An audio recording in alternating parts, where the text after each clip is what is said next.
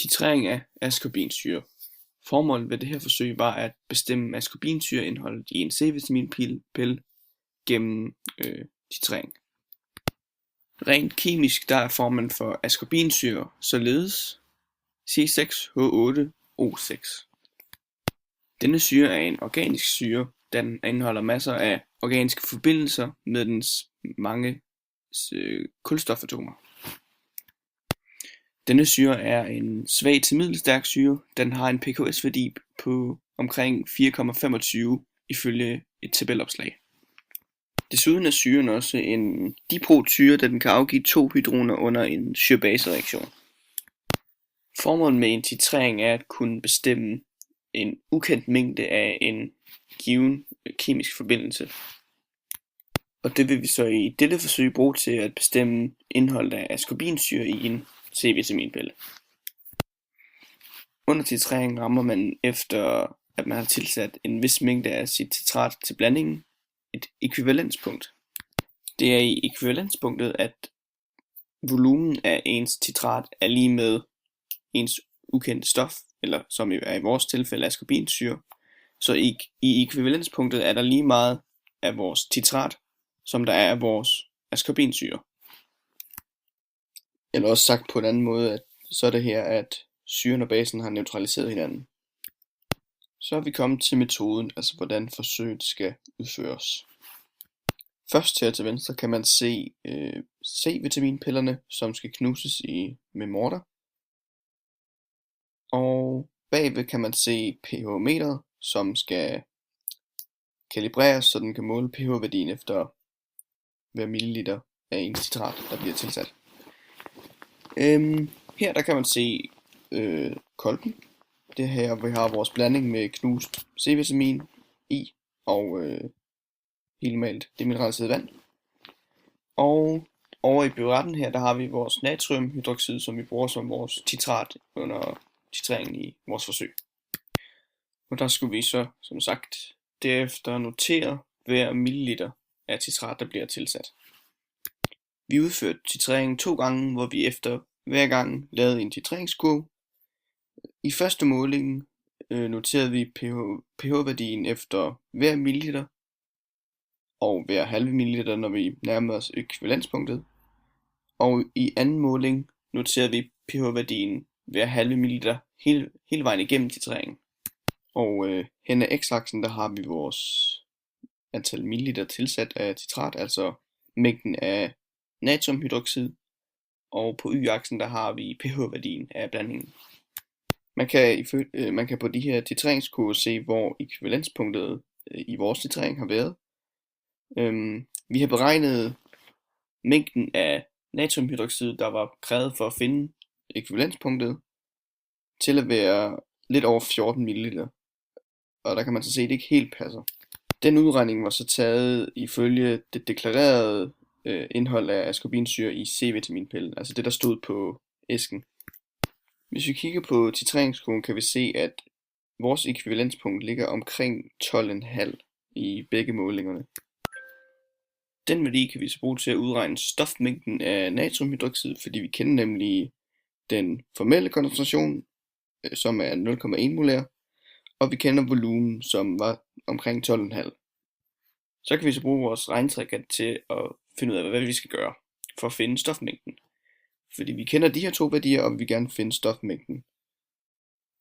Og så når vi så har fundet stofmængden af NaOH, altså vores titrat, så ved vi, at det er en 1-til-1 reaktion. Så de 2 stofmængder i ekvivalenspunktet er lige med hinanden.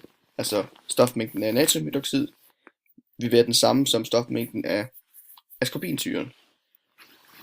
Og vi ved hvad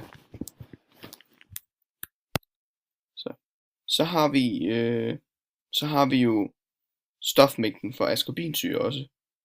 Og vi kender ved at slå op på internettet hvad ascorbinsyres molarmasse er, som er omtrent 176 gram per mol. Og det kan vi så bruge til at udregne massen af ascorbinsyre. Og det vi får ud af det er så indholdet af ascorbinsyre i en C-vitaminpille, som var det, der var formålet ved hele forsøget. Så for kort at opsummere, hvad det er, vi lige har gjort, så kan vi sige, at Vi har ganget den formelle koncentration af natriumhydroxid med volumen af natriumhydroxid for at få stofmængden. Og stofmængden ved vi, fordi det er en 1-til-1 reaktion, så stofmængden for natriumhydroxid er den samme som for ascorbinsyre. Så vi kender stofmængden for ascorbinsyre, og vi kendte også molarmassen for ascorbinsyre. Og så kunne vi så gange de to værdier for at få massen, altså indholdet af ascorbinsyre i en C-vitaminpille. Og resultatet fik vi så til at være 0,22 gram, hvor der stod på deklarationen, at det var 0,25 gram.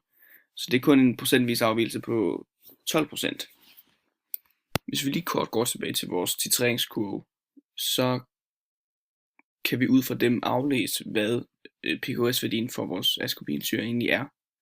Fordi halvvejs hen til ekvivalenspunktet, der er der et såkaldt pufferområde, hvor der er blevet omdannet præcis halvdelen af vores syres korresponderende basepar. Og vi ved, at pufferligningen er pH er lige med PKS plus logaritmen til basen divideret med syren. Og når der er lige meget af basen, som der er syren, så giver de 1, og logaritmen til 1 giver 0. Så derfor bliver den del med logaritmen fjernet helt, og derfor kan vi så sige, at pH er lige med PKS i pufferområdet, altså halvvejs hen til ekvivalenspunktet. Og derfor kan man aflæse, hvad PKS-værdien er, ud fra en titreringskurve.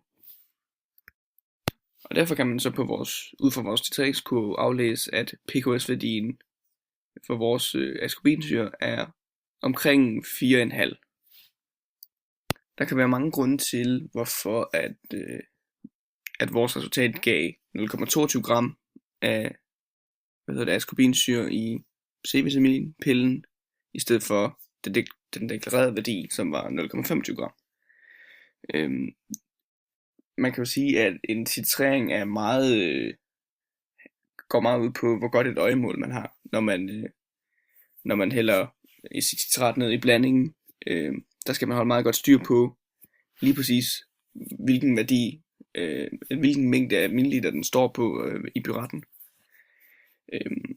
Det kan også nemt være, at ens pH-meter ikke er blevet kalibreret helt præcist, så alle de pH-værdier, man har fået, er måske lidt forkerte, og det kan også sagtens være nok til at give